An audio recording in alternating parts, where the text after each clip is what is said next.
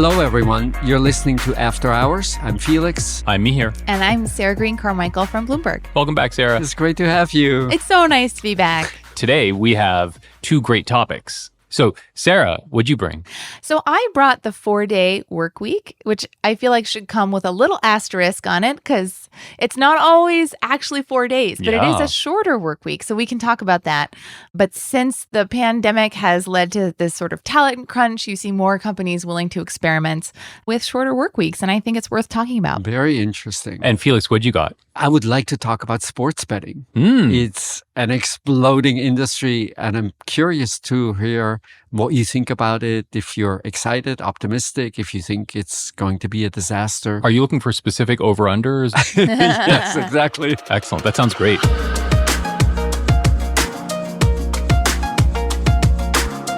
So, Sarah, 4 days. Is that a promise?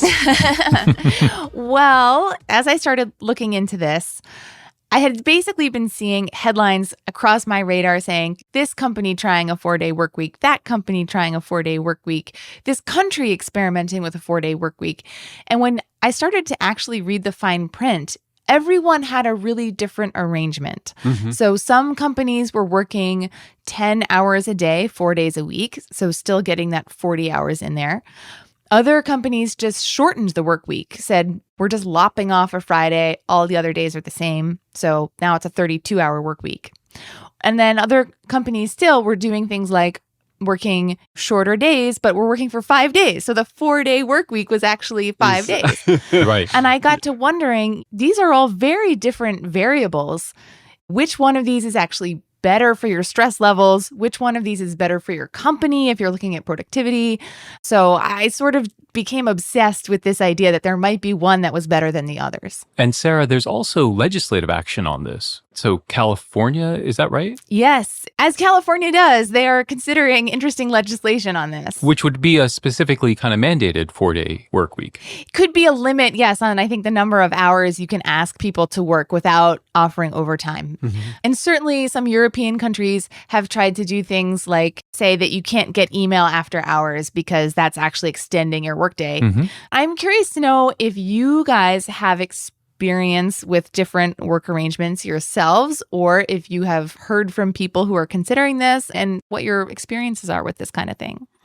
So my first response to this is maybe a little cautious because I remember in the 70s, there was this really big conversation about shorter work weeks and the promise of fewer hours. And then, of course, in Europe at that point in time, France moved to 35 hours. A little later, Germany reduced the number of hours. And it all ended not so well, I think, because at least in part, a fraction of the unemployment that then followed in the 70s and in the 80s was attributed to these attempts to shorten the work week. And even here in the United States, it seemed the 4-day work week was close in the 70s, but then the recession hit and the recessions essentially do away with many of these dreams. So I'm wondering a little bit whether the current conversation is mostly a reflection of we're in a very hot labor market. The first response, I think, of many companies to the hot labor market was to compete on compensation. And that looks increasingly difficult for a large number of businesses simply because it's gotten so expensive to hire people. And also this, I steal your people by paying more and then you steal them back by paying even more. That doesn't seem to be a game that we want to be playing.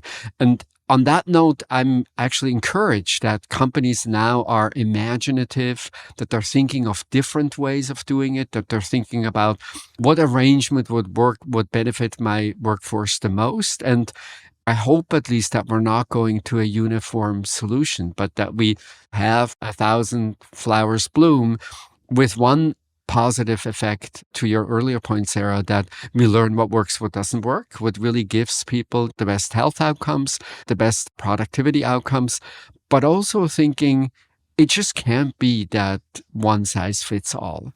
So I want to ask you about the 70s comparison because I do think one thing that has changed is, of course, the internet and remote work and checking email and stuff on the weekends. And I wonder if some of those negative effects would be easier to avoid now with the world of work we have now, where many people still remain connected to work and capable of jumping in if there is more work that needs to be done at an evening or a weekend. And maybe that's different from the 70s when maybe a 4-day work week would have meant that you actually were out of the office and like unavailable. So this is a great point, Sarah. In part, of course, it is a reflection to technology where we now almost feel like we're working all the time. Who are you if you're not every now and then checking email? So that's very common. But we can't forget the very many people where work still means being present. Right. So in the services sector in particular, it's really both being present and then maybe these emails on top of everything. I think here it's important to remember also that during the pandemic, the number of hours worked just increased dramatically. It's about an hour per day. It's meeting time in particular really exploded. People are drowning in meetings. And again, you might think that post-pandemic, maybe some of this is going to go away if, in fact, we find hybrid work arrangements that move some of these meetings back to the workplace. Mm-hmm. I'm very much with you, Felix, on this, I think, which is first, I think there's a meaningful distinction between employers experimenting with lots of interesting arrangements and legislative mandates, meaning I think the progress towards more humane work conditions is an important one for governments to undertake. But that doesn't feel like what necessarily the 4-day work week is about. It's about something slightly different. So then it is true that employers should be experimenting. And just as you said, Felix, at this moment, we would expect lots of experimentation. But it does all have the feel to me of a little bit of magical thinking, which is spurred a little bit by, I think, the unreality of these labor markets and the degree to which they will persist over longer periods of time. And maybe the other part that worries me is I feel like a lot of this magical thinking can come at a cost, which is it's sold in one way, but then it can end up delivering another one. So it's going to be great, but oh yeah, you're going to actually be working more. And in this case, with the 4-day work week, it feels like that distinction between work and home life may get even more blurred than it would be otherwise.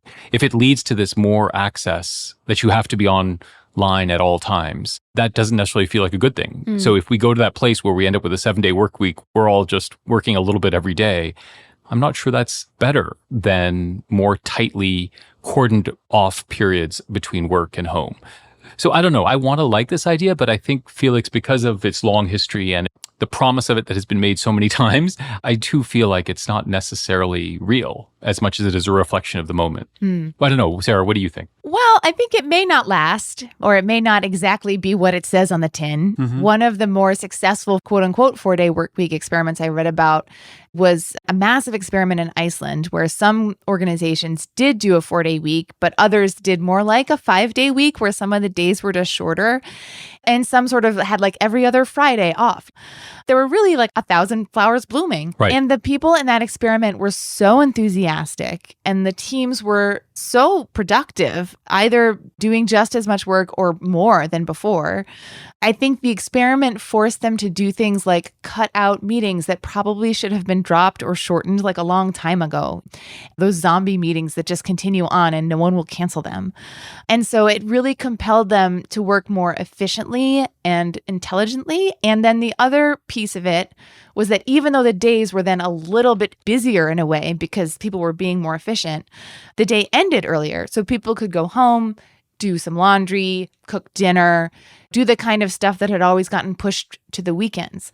So there was a more focused work day, and then there was time to get stuff at home done, and then the weekends actually were free for like fun and rest. One of the managers in the project said it was like a gift from the heavens. And that quote has just stuck in my mind because they were so enthusiastic. If I hear the productivity numbers coming out of these experiments, Sarah, this is one area where I'm never really sure, is this Mihir's magical thinking or can this be real? And the tacit assumption seems to be the way we work right now has lots of slack, has lots of inefficiency. And really all we're doing, instead of sitting around and twiddling our thumbs, we now do more meaningful things with our time. And so we basically don't have to take a pay cut because productivity goes up. We have the same kind of output. And I'm curious whether this is actually true because I remember my dad used to work 6 days a week. And then at some point in time, they went to 5 days. And he would always talk about how much more stressful work became at that moment. And I think the idea was, yeah, of course, productivity might go up, but what will this feel like? If you have essentially the same work that you need to get done in now just 4 days. And what if it's not true that you had lots of slack? Right. Until his retirement, he always missed these times where it was a little more leisurely. So if in part we're interested in the right kind of work arrangement because we're thinking about people's mental health, we're thinking about long-term engagement, we want to avoid burnout, whether increasing work intensity at a time when I think it feels pretty intense to many people to begin with, whether that's really the right thing, I just don't know. Felix, I share your sentiment, and especially on engagement. So some of the studies have suggested that engagement can go down during these more abbreviated work weeks. Yeah. And I think it's kind of as you suggested, which is you are now just tilting at the wheel all the time because that's what you have to do. And the other part that strikes me, Felix, is all of this is conditioned on this opposition between the work, which is negative and taxing, and home leisure, which is wonderful and joyous. And I think it's hard to think of the world that way. I think for many people, work is the source of joy. It would make more sense to think hard about how to make work more enjoyable than try to cordon it off into a smaller and smaller piece of our life. So I wonder, Sarah, if the energy that we're dedicating towards thinking about how do we just have fewer days of work, if it was maybe better spent thinking about how we should think about making work better when we're there. Do you know what I mean, Sarah? I hear what you're saying, and I sort of come at this from different angles because I've done the thing where you are working a shorter week. Yeah. When I came back to work after having my daughter, Bloomberg has these flex days that let you work a shortened week for a period of time. It was so stressful trying to get all that work done in just 4 days. And I was so relieved to go back to the 5 days a week. Like, oh. Is that right? Totally. Oh, really? Huh. Just like my dad. Yeah, so you've had that experience. Yes. Although I have also wondered, would it have been different if it was more of like a team effort? If the whole team was thinking, everyone, right. yeah. let's cut back, let's drop some things that aren't working, let's reprioritize, shorten some meetings. You know, I think that is different than just going it on your own. Yeah. And just to be clear, Sarah, I got to tell you, 3-day weekends are fantastic. Don't get me wrong. And I almost wish we could coordinate on once a month a 3-day weekend. If you were to ask me my dreamy outcome, it might be something like that. I've always loved the bank holiday system in the UK. Nothing necessarily religious, but let's just call it a bank holiday and have one Friday off every month. That to me seems dreamy. Yeah. Or I have a relative who works at a company where they've worked it out. So there's a red team and a blue team, and they switch. And every other week they have Friday off. So there's always people staffing the office, but every other week you have a 3-day weekend. And he says it's fabulous. He loves it. All of this, I think, sounds interesting, but it doesn't really match up to the reality that about half of Americans don't take all their vacation days. Right. And then actually about a third of all vacation days go unused. Some of them roll over, but many of them don't. That is It fascinating. reminds me of this conversation about work flexibility. I think maybe in some sense even more important conversation that we're having right now. When you look at work arrangements, it's actually most firms provide a significant degree of flexibility today. In particular, micro agility, like the little tweaks that you can make without asking anyone for permission. And I think maybe the most important insight from all of those experiments is unless you change corporate culture that people feel comfortable doing these things, all of it is going to be meaningless. All of it is not going to mean that much because, yes, you can say theoretically you can go home an hour earlier and then your boss is still at work and maybe you go home and probably you don't. So there is something about the flexibility that we already have and at least in theory, shorter or fewer days work that we already have. But somehow our corporate culture is such that it's really hard for people to take advantage. I think, Felix, this is fascinating. The opposition between the espoused desire to have 3-day weekends and 4-day weeks and this evidence on vacation days. So your conclusion from it is the corporate cultures aren't enabling people to take those vacation days, as one example, or to use all the flexibility that they already is in the system. I think so, yes. I wonder if the other interpretation of it is that there's a difference between what we espouse we want and what we practice in life, which is that we talk about minimizing the role of work in our lives. But for some people, at least, work is meaningful and they enjoy it. And vacations are as well. But it's not as if leisure is, again, this unalloyed good and work is this horrible evil. I wonder if that's another way to interpret that juxtaposition of the espoused rhetoric about we need 4-day week work weeks and the reality of untaken vacation days. I take your point that it could be corporate culture, but I wonder if it's something else. Does that sound crazy, Sarah? It doesn't sound crazy to me, but I do think that there can be too much of a good thing. I think people get sometimes a little obsessed with their jobs, and it can start to feel like if you take a day off or if you're the first one to leave the office, you'll be seen as this slacker and you'll never get another raise again. Absolutely. Or you'll be first on the chopping block for layoffs. Sarah, I'm also curious, what would happen in a 4-day week world? What would happen to school? If we all move to this 4-day work week, do we also want school to be a 4-day week? I think that you're envisioning something a little bit more heavy-handed or governmental. Yes. And I think this is like, no, this is more like, and it doesn't even have to be all the same 4 days. You could say, maybe there's people who want a random Wednesday off as their day off or their short day. And I don't know. So I guess what I'm really drawn to here is the experimentation and the acknowledgement that maybe the first 6 hours of the day are your best hours. And the last 2, you're just kind of like making some mistakes, not doing very good work. And like, you should just go home. Right. Sounds like good advice. Excellent. Good.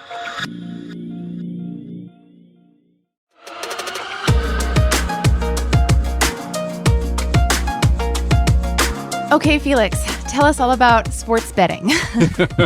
What is happening is really dramatic, in part because it's such a big departure from the kinds of sports betting regime that we have for a long time, but also because it happened so quickly. So in 2018, the Supreme Court decided that the federal ban on sports betting was no longer the right regime for the country. And within just a few years, we have 30 states where sports betting has become legal. And the market opportunity is just enormous, it seems. We had a $1 billion market in 2019 that had grown to $23 billion at just 1 year later. And we're at roughly $40 billion now.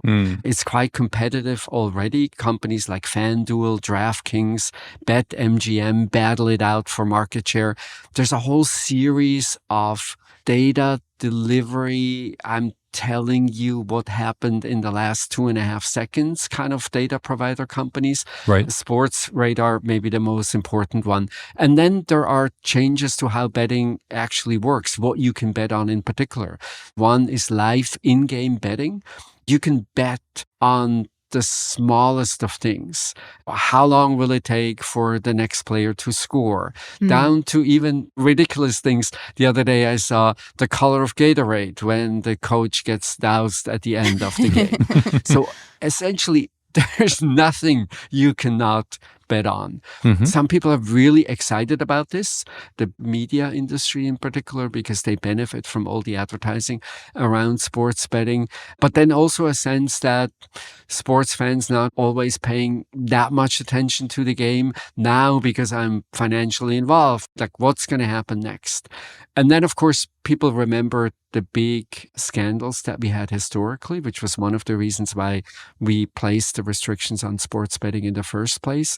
Can we really police the kind of betting that we have today? You can maybe police a game not being rigged so that one team obviously gives up its chance to win. But say if you bet a particular player will not score in the next 10 minutes, can you really police that? That is just an open door for making sports less authentic, introducing all kinds of shenanigans. And then also around gambling addiction. We know that not everybody will be able to handle all of these gambling opportunities with sometimes dramatic personal consequences. So I'm curious what you think. Are you excited? Are you mostly concerned? Do you think this is a positive development or something that we should have avoided? I am very trepidatious about this development. I have been a little taken aback by how quickly the market has boomed after that Supreme Court ruling. I am not someone who gambles personally or even sees the appeal. So I'm aware that I'm not the audience here, and I'm sort of wary of passing judgment on something that I obviously don't get. At the same time, I do see a lot of red flags. I think one of the things that bothers me is that states have been so eager for this to happen. I think the state of New Jersey was really instrumental in that 2018 Supreme Court ruling. They really wanted this. They wanted gambling revenue. They wanted to be able to tax it. And that's why you've seen so many states rush in and legalize it. And I always feel like if states need more tax revenue, they should just pull up their pants and pass a law. They should do it legislatively rather than just taxing people's sins and weak spots sneakily. I'm very sort of queasy about it, but I'm also not sure. There was such a huge illegal gambling market before the law changed, and there still is. So I'm not sure that banning it is the right answer. So I'm all over the map on this one. Mihir, help me here. Help me figure out what to think about this. Sorry, I was just placing my bet on Kyrie Irving's performance tonight. I got to say, I don't want to be a scold, but everything about this feels not great to me, Felix and Sarah. I get why it's a great industry or many people want to partake in it. I get why leagues like it because it increases fan attention. I get it all. But first, I think we're going to have a scandal soon, I'm sure, which will make people question whether athletes are shaving their performance, which undercuts the credibility of sports. I think the deleterious effects of addictive behavior on gambling are really problematic. And then it is changing the sporting experience. Some commentators have noticed, which is fan behavior at games changes. Their whole relationship to the sport changes, which is not necessarily one of it being a pastime, but it being, in some sense, an arena to gamble. And that changes your relationship with sports. So I hate to be a scold, but it does feel like this won't end terribly well. And what are we losing in that process? But I love letting people do what they want to do. And I love letting people contract how they want to contract. But this is an area where it's just hard for me to get excited about it. One question I have, is it different from alcohol? Because, say, unruly behavior of fans in stadiums, it's actually the other drug that is the problem, I think, not the betting on sports outcomes. It's that people drink and then they behave in ways that are less than proper. And I think that is complicated, and we can police that a little bit. Excessive drinking can be policed. You can remove people from the stands. You can do certain things. Gambling's not quite like that. It doesn't manifest itself in such a nefarious way, and it doesn't have quite the externality that alcohol behavior can. But I think it's analogous. Yeah. But you wouldn't want to outlaw drinking, right? No, you wouldn't. We tried that once. Yeah, we tried. And of course, the argument is exactly the same argument. And when you think about the physical and health consequences of drinking, maybe an even bigger problem than sports betting will ever be. Right. I mean, I think the distinction, if one were to draw one, is between the conceivable external effects that one of these activities has on the other. So drinking taken to an extreme has externality effects, which is you can become raucous in the stands, you can have riots at soccer games, and then we get concerned about it. And so we do police that. But there's a whole bunch of behavior and alcohol intake which is not associated with any of those activities. And I think the question with gambling is there self-harm or is there harm to others that is being undertaken by this addictive activity? And my instincts are not terribly well grounded, but that those effects, both for self-harm and for harm to others, are larger in gambling than with alcohol. But that is not grounded, Felix, in empirical facts. But that's the distinction I guess I would try to draw. Yeah. Do you buy that, Felix? For you, is there a meaningful distinction between alcohol and gambling? I'm not sure, actually. I find the corporate response to the possibility of these problems quite interesting. So, for instance, if you use FanDuel, there are all of these mechanisms that are built into the website that say limit the amount you can bet. that limit how much can be transferred from your checking account to your gambling account. You can self-impose periods of time when you don't gamble. And then once you have self-imposed that particular time, you cannot easily change it, which I think behaviorally is important, because you have these lucid moments when you know you gamble too much. And then you say, oh, I wish I wouldn't gamble. And then we know there's this other moment when you actually regret, and they don't allow you to reverse that decision easily. You can place limits on how often you gamble. So there's some attempt, at least, to help people who will fall prey to gambling to exert self-control in a smart way without taking away the opportunity to do something that you might really enjoy. That might be really fabulous. To me, the fact that there exists these ways to limit yourself is a depressing sign. You see the same things, for example, for social media. You can set limits on your phone so that if you're addicted to checking Instagram or Facebook, you don't spend too much time on it. And the fact that we need limits like this because we can't control ourselves, to me, is sort of depressing, and to me highlights how many industries are relying now on these addictive behaviors, how many new and growing industries. So video games, addictive; social media, addictive; gambling, addictive. And then, of course, we had all the old addictions that we talked about: cigarettes and alcohol and drugs and substances. And to me, I get more excited about businesses and industries that seem to be growing and just adding more value. I guess this is creating jobs, but is it really adding a lot of value? To me, it's not. I mean, it's adding value in the sense that the enjoyment that some people have from being able to follow their teams in a completely different way, to follow the game in a completely different way, to pay attention to small things that you may not have paid attention to. One of the really interesting, I think largely unanswered question is, once I connect my viewing of sports with betting, does my enjoyment go up? Does my enjoyment go down? Do I have to figure out how to do this better? But in contrast, what I find encouraging, Sarah, is this recognition that we can create fabulous value in many ways. And then for very many people, it becomes difficult to exert self-control. That's true for luxury items. That's true for travel. That's true for virtually every experience you can think of, where you can fall prey to having developed such a passion for something that it probably comes to dominate your life in a way that you regret every now and then. I guess I would just be careful about using words like enjoyment or passion when, for people who are addicted, I think it's more of a compulsion.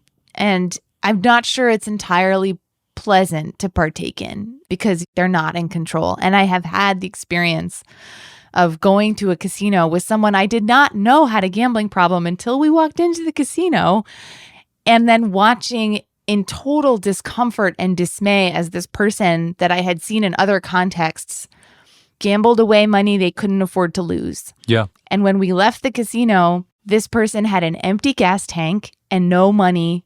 The credit card was maxed out. The cash was gone. So I bought him a tank of gas and lent him $300.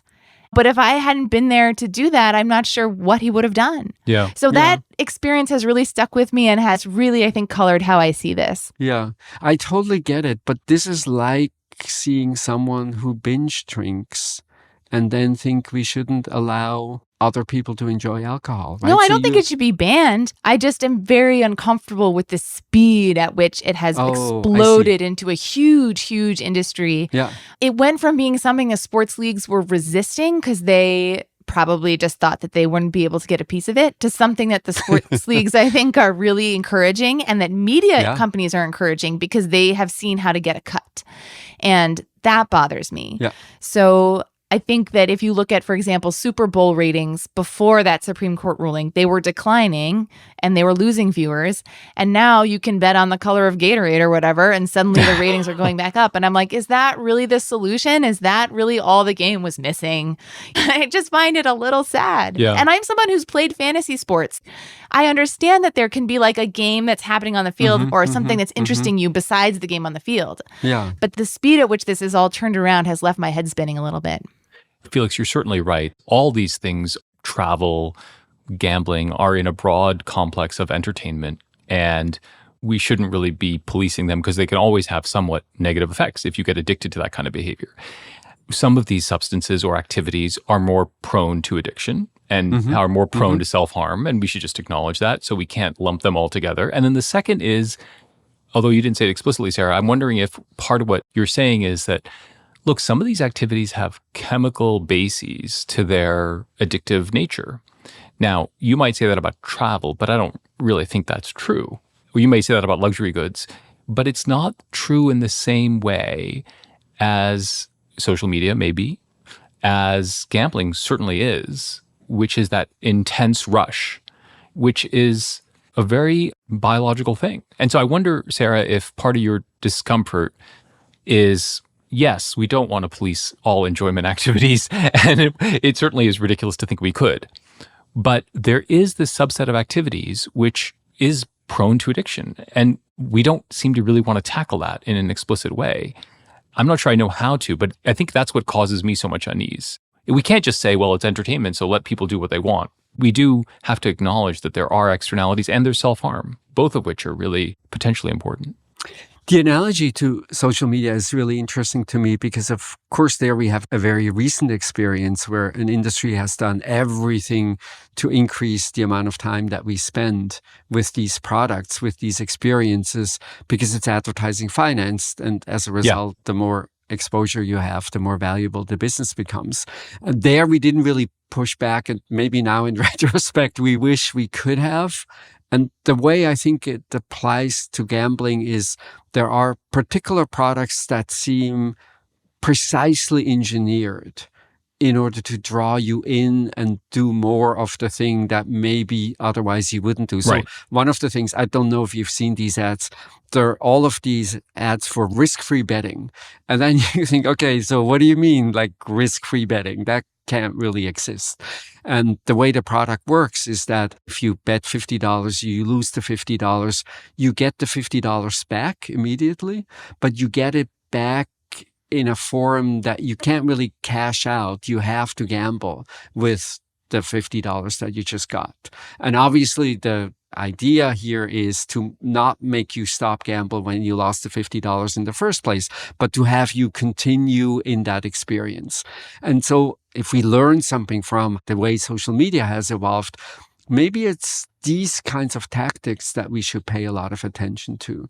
The natural instincts that I guess I would have if I had lost $50 to say, oh God, that was really terrible. Let me stop. That we don't make it extra difficult then to stop. Make it, in fact, pretty much the opposite of what these risk-free bets do. Let's say if you lose more than $20 or something, maybe you can place a bet for a little while, or at least not with that particular bookmaker. The tactics, I think, might in the end have a big influence on the fraction of people who just enjoy gambling and it's an interesting way to experience sports, and the fraction of people who really get in trouble. And just to be clear, the urge to gamble is deep-rooted. People have been doing it for a long time in different ways. And one argument, I think, for this industry is just there's a human instinct and it's part of entertainment. And it's not newfound. It has been going on for centuries. I think the difficulty is when it is not location specific and when it is no longer social, but when it is literally you and your computer, that feels a little bit different. I think, Felix, to your earlier point, I will say one comforting thing is just to look at the performance of these companies in the last 6 months, which has been pretty terrible. It is, as you pointed out, extremely competitive. And I don't know if you remember this, but I remember during the Super Bowl, the ads were like $200 of free betting money. And it turns out customer acquisition costs are really high. Sky high. Sky high. Loyalty is maybe not that big, right? Most of these companies, not 201, but DraftKings is one example, is down 70, 80% from its highs. When you pay that much to try to acquire someone who's not that loyal, it turns out to be really complicated. So the other interesting business piece of this, not social piece of this, is just to see how their business models will have to adapt. Because in the initial onrush, everybody was super optimistic about this. And the reality of really high customer acquisition costs, I think, is coming crashing down on people. I think the question there is also how much revenue is coming from people with an addiction versus casual gamblers. Because if you look at something like the gun industry, people who buy guns nowadays tend to have lots of guns. The mega gun owners are the ones who are really the most profitable for the gun companies. Oh, really? Is that true? Oh, yes. Yeah. The collectors. And I wonder if a similar thing might be happening in gambling, where the people who are the most profitable are the ones who lose the most money and have the hardest time stopping. The markets are suggesting that this is a really tough model, but we'll have to see how that shakes out. Yeah.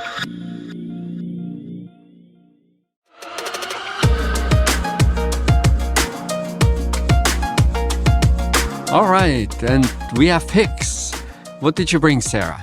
So I started out with one and then it accidentally became two. I'm sorry. I like it. I like it. Okay, the original pick was The Midnight Library, which is a novel by Matt Haig. And I will say the concept is very similar to It's a Wonderful Life, if that's a movie you're familiar with. Sure. Yeah. The protagonist has the ability to, in this case, sample different lives if she could have made different decisions at key inflection points. So if she had stayed in that band, if she had married that guy, and she can see how her life would have turned out differently. And it's a really readable book. The audiobook is wonderful. Actually, everyone in my book club enjoyed it, which is really unusual. We have a very contentious book club, but everyone loved this one. So that's my pick. And then as I was thinking about this, I think, well, some people really hate those kinds of novels that have like a life lesson. So I thought for the people that are interested in the topic but hate the idea of a fictional novel with a life lesson, I would suggest The Power of Regret by Dan Pink, which is a very similar thing, but sort of evidence-based and nonfiction. Buttoned up. Yes. Yeah. Felix, what do you got? Are you Wordle people? I love am. Wordle. Every day the Wordle. Yeah. And Quordle and Orctortle. Yeah. Yes. You're addicted, Mihir. You have a There's an problem. explosion now. And I'm also gambling on my Orctortle. It's terrible. So I might have a recommendation for you. It's called Semantle. Have you played that? No. No. So it's a very similar idea that you have to guess a word, but it's built on similarities across words, but you get no help whatsoever. So there's you and the universe of words. And for every word that you then pick, you get how closely related it is to the word that they're looking for. Huh. And there's sort of a cold, warm thermometer kind of thing where you learn, are you closer? Are you not close? But closer in terms of meaning. Yeah, it's similarity in meaning. And sometimes what seems to matter is also if things are nouns or adjectives or verbs. So sometimes that matters a little bit, but it's mostly the content one. And it can be a little frustrating when you first start out because you have no idea where you should start out and you totally strike out with your first 10 words or so. You have unlimited tries. So you can just try until you find it or until you give up, and then you can look it up and they will tell you what the word was. But it's actually quite fun. That sounds great. Semantle, you should look it up. By the way, have you seen the New Yorker, I think, has this wonderful video, which is a comic video based on the man who is kind of managing Wordle? No. He's like this evil genius, and it's hilarious. Okay. It's a 2-minute video. I'll send it to you. Okay, I'll look it up. What did you bring me here? I haven't given a Scandinavian noir cop show in a while. Ooh. So Wallander, obviously, The Bridge are great ones, but there's a relatively new one, which is fantastic. And it's called The Truth Will Out. And it's on Amazon and Acorn. And it is a great story. Well, there's this noir, horrible murder thing going on in the background. The set of cops are this motley crew of people who don't belong in any other team. And yet they manage to kind of solve the crime. And it's got all the great things you'd expect in a Scandinavian cop drama, which is great feel, great pictures. So The Truth Will Out is my pick for the next one in your list. Wonderful. Excellent. And this is it for today. Thank you for listening. This was After Hours from the TED Audio Collective.